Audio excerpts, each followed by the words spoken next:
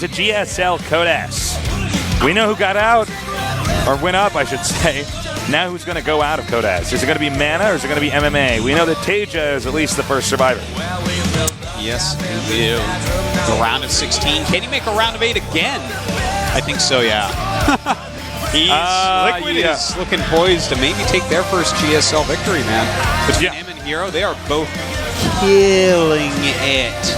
Liquid has actually become such a These guys are mass murderers. Yeah. They're serial killer nerds. Oh boy, are they ever. Are they ever.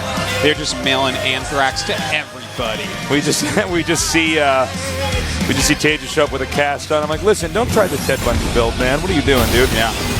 All right. How many bodies do you have in your fridge, Liquid Hero? Yeah. His altar of skulls in his basement or whatever. Yeah. All right, so this map is going to be Abyssal City. Nice. Now, MMA, obviously, he's going to be really frustrated for one of two reasons. One, that map situation, I guess he didn't know which version of the map it was. Now, I guess that's his fault, but I mean, that's frustrating. Yeah. And then the other thing is that he loses to mana actually a lot, according to Sella. Oh, really? Yeah. So this is not good. Well, it's good for mana. It's good for mana. Yeah. It's good for the foreign scene. All right. Yep. What do you think? What is your prediction? 2-1. Maybe mana. He doesn't seem to be too shaken up by that. Sure. Okay, great. Let's go. Let's see if it's the case. So we're gonna do this now.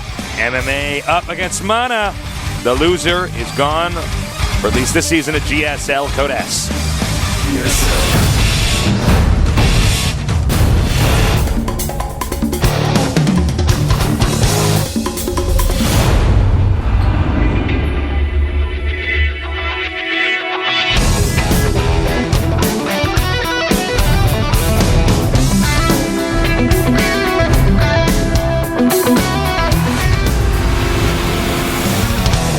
Welcome to GSL Abyssal City.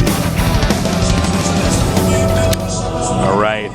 In the far right, losing the player he normally defeats, MVP. Now he has to defeat his rival again, but only after he beats his opponent, Mana. He is... Flares MMA. I feel like you just explained to me, like, an entire soap opera. Yeah, man. It's like, no. He married his sister's husband's ex-wife. I'm like, thank you, Taste. No problem. Over here in the far left corner of the map, we have our Protoss player. One of only two non-Koreans here in the GSL Code S. From Poland, he is... Mauju Mana.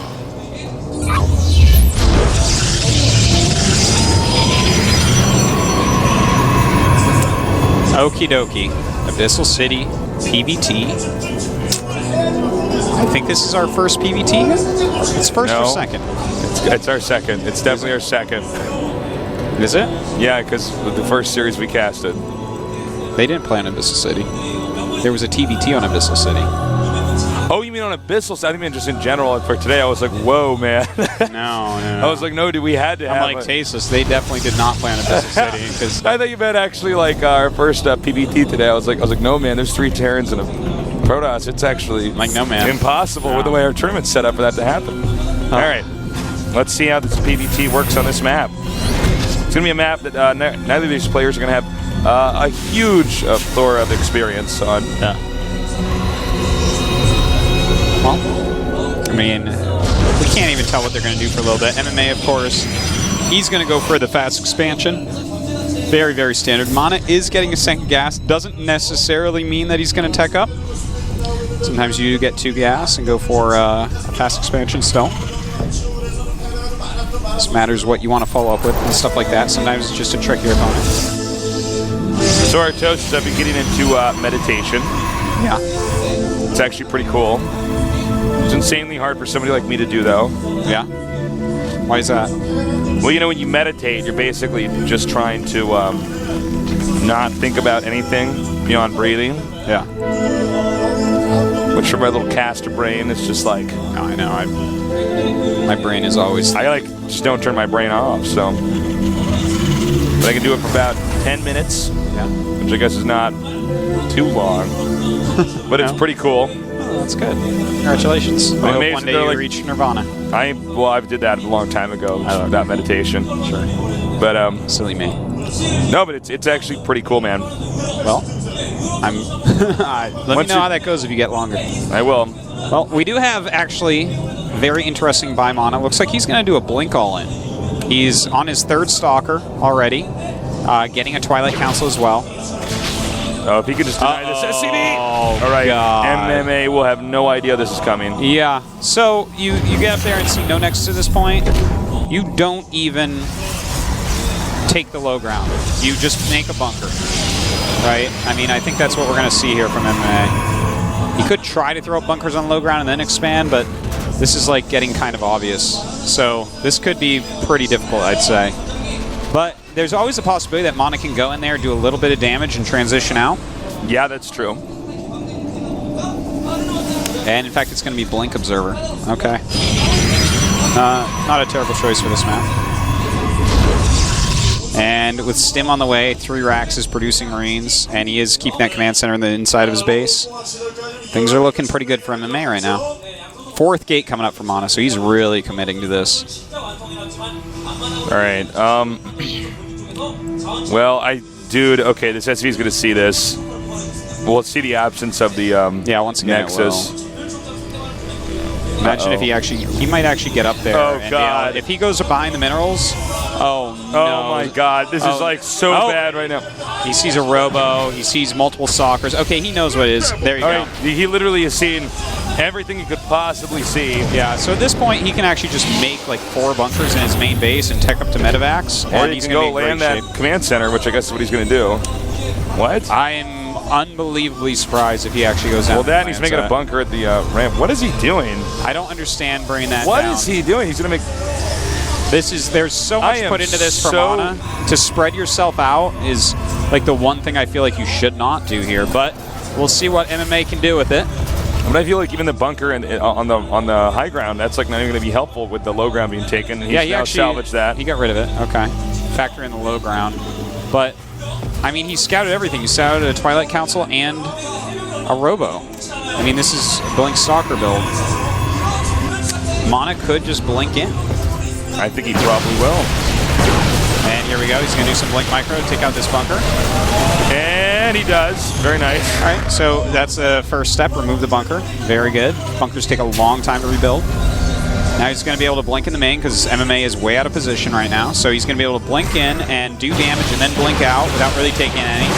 All right. And no man. stem. Oh, no, excuse me. No concussive yeah, it was okay. concussive Those shells. concussive shells. And They're both that's- being upgraded. I mean, that's less Marauders you can make, which is good.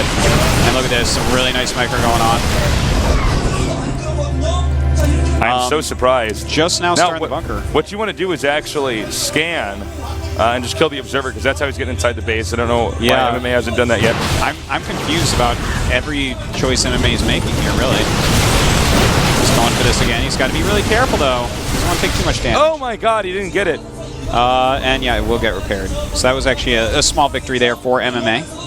Now, Mana is making a command center behind this and getting charged, so he is going to transition out of this. At this point, he's done a decent amount of damage. MMA could have prevented a lot of this, but Mana's holding tight pretty well. I guess he's going to do it again. Try to get this bunker over here. And that's going to go down with that last set of volleys that are shot out there. Nice blink away. Looks like he's not going to get any more stalkers, I believe, outside of this base since charge is on the way. Well, MMA is in pretty decent shape now. You know, he's up 10 supply. He's going to have his Medivacs out pretty soon. Here he has his blink. All right, he's going to get this bunker as well. And he does with ease. Oh, accidentally blinking one of those back into the main. 4 of them. It looks like he's going to have. Oh, this is really bad right now for Mana. Oops. That was pretty big blunder. Yeah, it was, he was just out of blink range there, so that's too bad. But you know what? He's got his Nexus at home. He's got it all set up. And oh, he's going to possibly deny combat shields. Now there's a stem there, and now he can run out of here. Oh, I'm sorry. The medevac's already out. What am I doing? Loses a few stalkers there. All right, so at this point, you know, Mana, he's actually got a pretty good supply of probes. He's at 34. Considering what he opened with, that's not so bad. It's against 43 SCVs, though. He's done no economical damage to MMA. He's just hurt units and delayed upgrades and stuff like He's that. going to go over this bunker yet again here. Nice leap back into that other bunker. But, you know, killing bunkers is not that helpful. If you're just killing bunkers Yeah. and your stalkers are getting bruised, that's not good. He's trying to pick off as many uses as he can. I can't He's believe killed a MMA has decent not scanned for this one observer that has not moved. There's like clearly... Well, maybe that's the whole point. He doesn't know it's there because it hasn't moved. You don't Still, I mean, you think like one standard scan there, and this bunker's not going to die. Yeah, but he's going to lose some more stalkers, unfortunately. Mana's supply is dropping in Whoa. comparison to MMA's.